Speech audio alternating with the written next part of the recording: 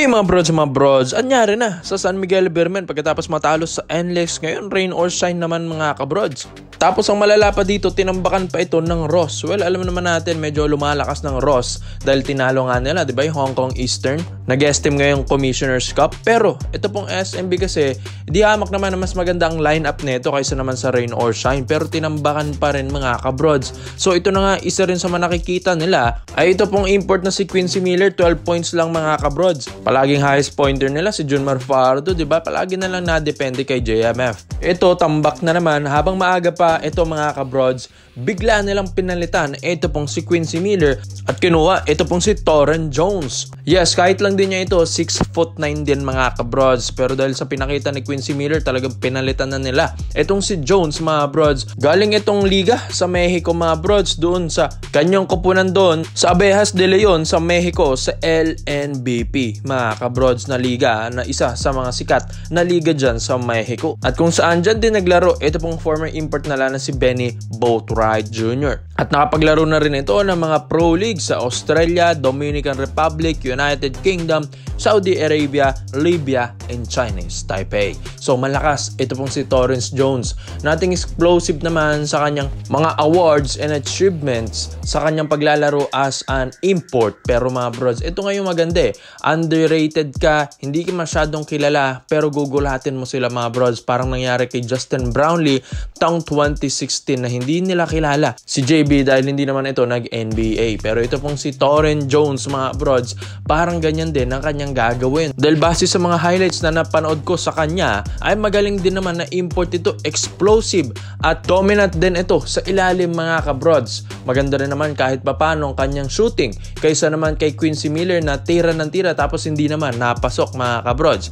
Well, itong si Torren Jones, medyo efficient ito pong player na ito. At maganda pa sa kanya ay palagi siyang doon sa higher percentage basket mga brods, kung saan sa paint, sa ilalim, dyan lagi siya umaatake. Minsan lang ito pumukol ng tres pag sobrang libre talaga mga brods. Ang kagandahan kay Torren Jones kaysa kay Quincy Miller na tira-tira at pinipilit pa rin kahit maalat na. So maganda ang replacement import ng SMB dahil habang maaga pa ay baka sunod-sunod ang pagkatalo naman ng SMB kung si Quincy Miller pa rin ang kanilang magiging import. Pero ilalagay nila sa EASL lineup ito pong si Quincy Miller ng SMB. So ito pong si Jones, isa rin dito, athletic din ito pong player na ito. Sa Mexico nga, gumagawa rin ito mga kabrods. At isa pa dito, 30 years old lang din naman kahit papano ito pong si Jones. Nasa peak niya or age niya ito ng prime years niya mga kabrods. Kaya ito pong SMB dali-dali ng pinalitan si Miller dahil dapat si Troy Baxter Jr. diba mga kabrods, kaso hindi nga lang ito nabigyan ng maayos na clearance ng kanyang former na kupunan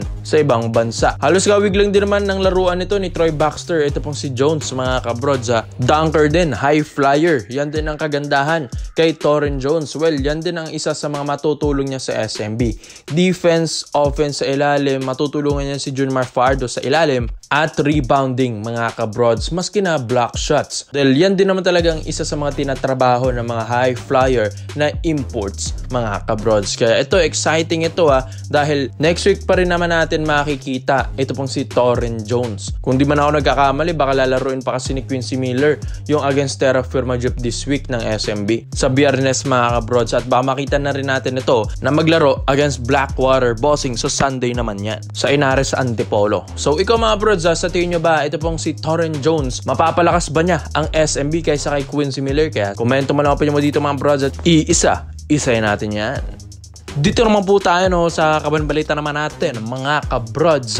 Alam naman natin ang Barangay Ginebra San Miguel may laban na mamaya against NLEX Road Warriors. At isa pa dito, ang NLEX kasi kakapanalo lang against SMB dahil nga sa 39 points ni Robert Bolick mga kabrods. Pero ito na nga, ang Barangay Ginebra San Miguel kasi baka problema sila mamaya dito kay Michael Watkins, ang 6'9" import ng NLEX Road Warriors. Dahil kung napanood nyo yung NLEX versus SMB ay naka 17 points doon, ito pong si Watkins. Tapos may Torres pa na big man ang NLEX doon mga kabrods. Kaya ito na nga, dahil nga sa kakulangan ng big man ng lineup ng Barangay Ginebra San Miguel, gusto na nilang ibalik at nine-negotiate na ito mga kabrods. Naibalik nila ito pong si Christian Stonehardinger mga kabrods. Yes, ang 6'8" former champion ng Barangay Ginebra San Miguel. Syempre, hindi naman ito magpapahuli. Dahil alam naman natin, ito pong si C-Stand. Alam na rin niya yung sistema dito na Coach Tim Cone. Ito nga mga kabrods, di ba? Kamakailan lang nagretiro na ito pong si C-Stand. Pero hindi nga ito makapagretiro mga kabrods. Dahil nga may kontrata pa ito sa Terra Firma Jeep. Kaya ngayon, it's either hihintayin or lalaruin ni Stone Hardinger yung kanyang kontrata or magpapatrade ito. So ito, nung nalaman kasi ng Barangay Ginebra San Miguel ito mga kabrods na hindi pa pala pwedeng magretiro itong si C-Stand, dito na sila lumalapit sa agent ni Christian Stone Hardinger. Yes mga kabrods, dahil gusto nga nilang ibalik ito pong si C-Stand dahil ito ngang Ginebra ngayon ay namamroblema sa big man position.